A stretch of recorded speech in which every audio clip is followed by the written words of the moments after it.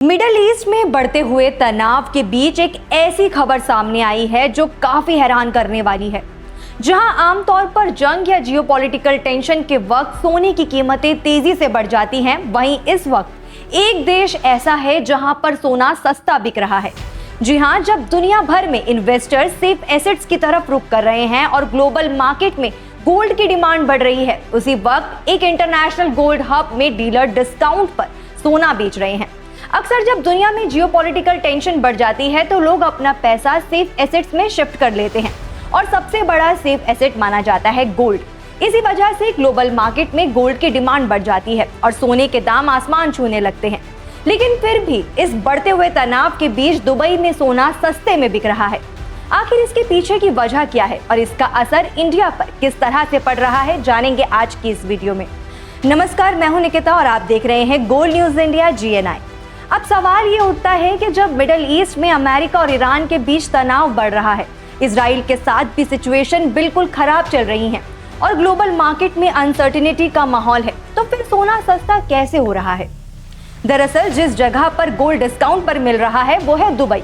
Dubai को दुनिया का सबसे बड़ा गोल्ड ट्रेडिंग हब में से एक माना जाता है, लेकिन इस वक्त वहां के डीलर्स गोल्ड पर लगभग $30 पर आउंस तक का डिस्काउंट दे रहे हैं।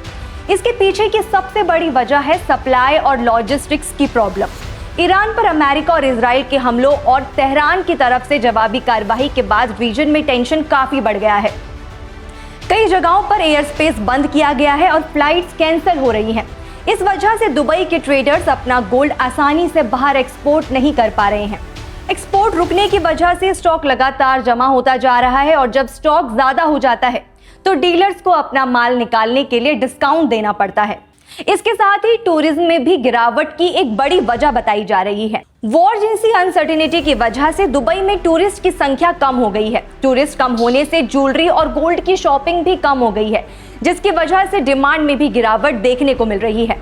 अब अगर इंडिया पर इसके इम्पैक्ट की बात करें तो इंडिया दुनिया के सबसे बड़े गोल्ड कंज्यूमर्स में से एक है और अपनी जरूरत का बड़ा हिस्सा इंपोर्ट करता है। भारत में आने वाला काफी गोल्ड दुबई के ट्रेड रूट से होकर आता है।